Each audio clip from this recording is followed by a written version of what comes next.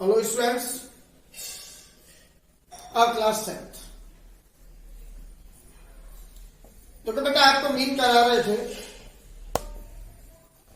Mean में मैंने आपको बताया था कि mean is denoted by X bar. उसमें पहला पार्ट लिखा था व्हेन गिवन द डाटा या when given the terms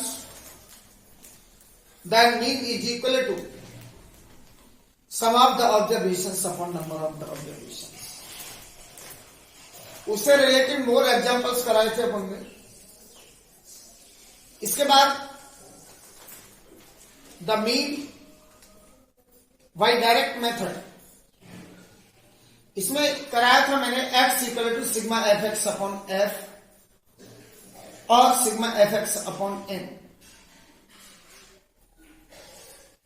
x bar equal to sigma F X upon sigma F और X bar equal to sigma F X upon N. उसमें मैंने आपको grouped frequency distribution और ungrouped frequency distribution दोनों से related examples कराए थे। अब इसके बाद नेक्स्ट प्रोसेस ऑफ मीन आता है कि mean by assumed mean method. Assumed mean method को ही कहते हैं बेटा shortcut method. Assumed mean method X bar equal to होता है A plus sigma F D upon sigma F और X bar equal to A plus sigma F D upon sigma F. Sigma f and n it called the sum of the frequency, where a assumed mean sigma इसका mean होता है सम, f for होता है frequency, d for deviation और d का value find करते हैं तो x माइनस ए, x की जितनी जी वैल्यूज होती हैं उनमें से assumed मीन को सब्ट्रैक्ट करते हैं। f सिग्मा f और n it called the sum of the frequency. अब देखो बेटा इस फॉर्मूले से रिलेटेड एग्जांपल कराएंगे। पहले कराते हैं फॉर अनग्रुप्ड फ्रीक्वेंसी डिस्ट्रीब्यूशन। देखो बेटे यह एग्जांपल है आपका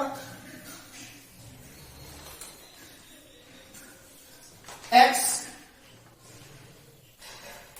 22 5 10 15 20 25। इधर फ्रीक्वेंसी दिया है 3 5 7 4 एंड 1। यह अनग्रुप्ड फ्रीक्वेंसी डिस्ट्रीब्यूशन है। इसका अपन को मीन फाइंड करना है by assumed mean method. Assumed mean method से जब मीन फाइंड करते हैं सबसे पहले एज्यूम्ड मीन। अब देखो बेटा इसकी दो कंडीशन होती है। पहला कंडीशन क्या है, when given the assumed mean in question. आपको एज्यूम्ड मीन क्वेश्चन में दिया भी हो सकता है और नहीं भी दिया हो सकता है।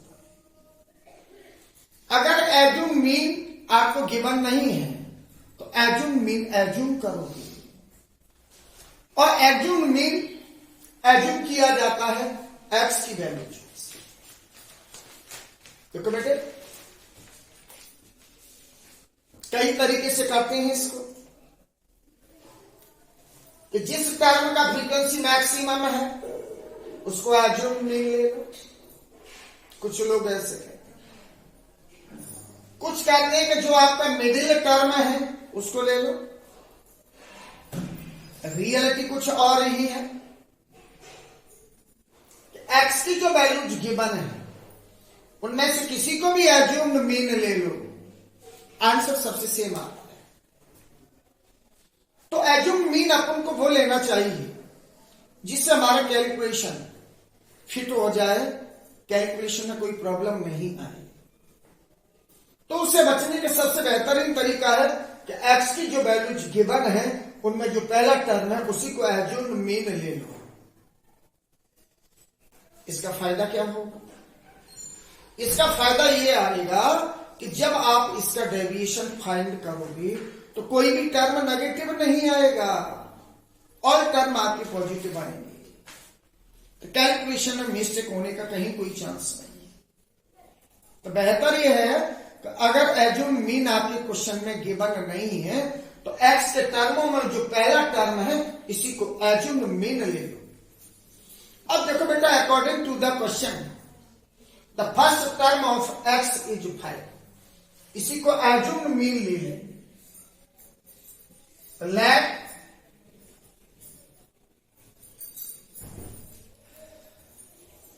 एज्यूम मीन इसको रिप्रेजेंट करते हैं ए से और ये इक्वल टू 5। Assume mean 5। इसके बाद निकालते हैं बेटा डेविएशन। डेविएशन को रिप्रेजेंट करते हैं डी से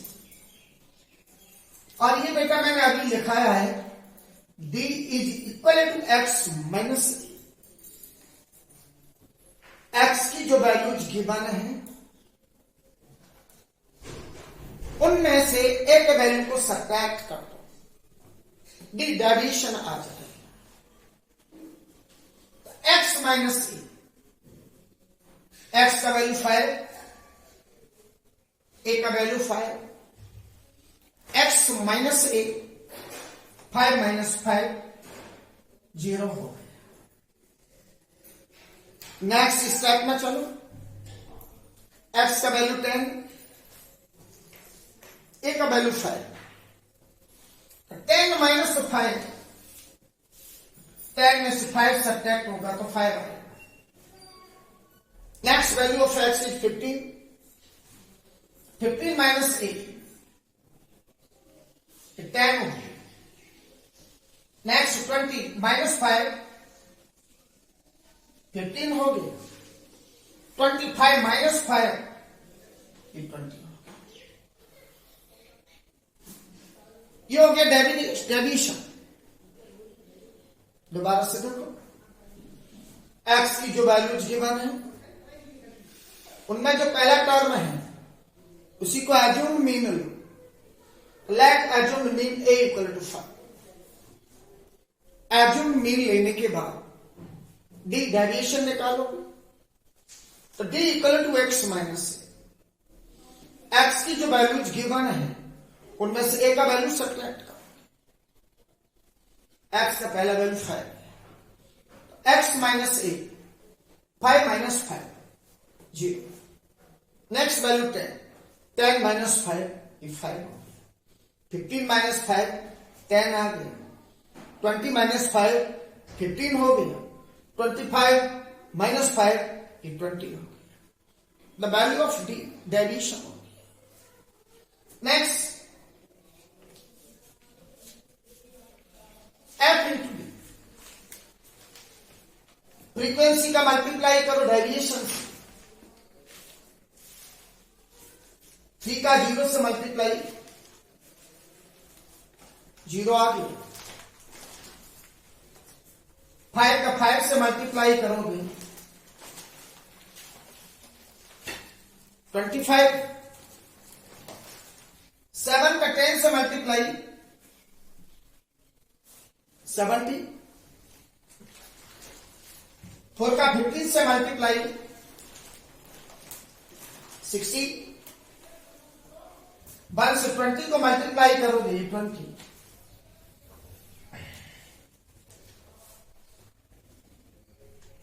फिर से देखो, एफ इंटू डी, 3 का 0 से मल्टीप्लाई 0, 5 का 5 से मल्टीप्लाई 25, 7 का 10 से मल्टीप्लाई 70, 4 का 15 से 60, 1 का 20 से 20। अब एक नेक्स्ट सिग्मा एफ और डी का मल्टीप्लाई करके जो फिगर्स आए हैं उन सबको ऐड कर दो। देखो बेटा 5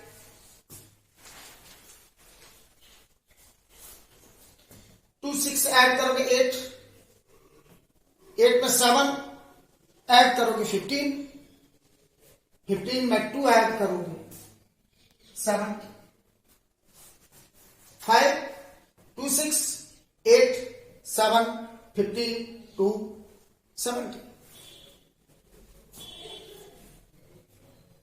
Sigma f और capital N mean sum of the frequency. आपका जो फ्रीक्वेंसी गिवन है उनको ऐड कर दो. 3, 5, 8, 8, 7, 15, 19, 120. So, because x bar is equal to a plus sigma f b upon sigma f, where the value of a is 5.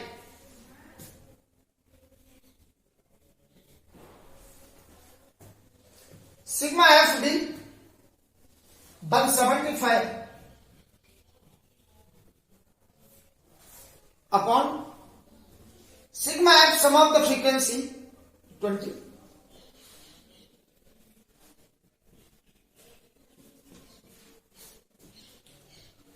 से बेटा divide कर दो.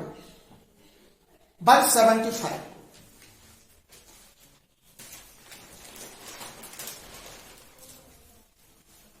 8.75.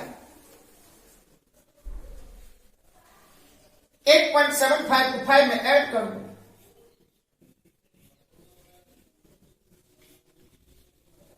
So mean x bar equal to 13.75. Once more, look at it. Assume mean 5. Deviation निकालें. X minus c. 5 minus 5 equal to 0. 10 minus 5 equal to 5. 15 minus 5 equal to 10. 20 minus 5 equal to 15. 25 minus 5 equal to 20. F into D. 3 का 0 से multiply 0. 5 का 5 से 25. 7 का 10 से 70. 4 का 15 से 60. 1 का 20 से 20. Sigma f d 175. Sum of the frequency sigma f 20. So x bar equal to a plus sigma f d upon sigma f. The value of a is 5. Sigma f d 175 upon sigma f 20. 20 से 175 को divide कर दो. 8.75 8.75 को 5 add कर दो. So mean is equal to 13.75. That's all.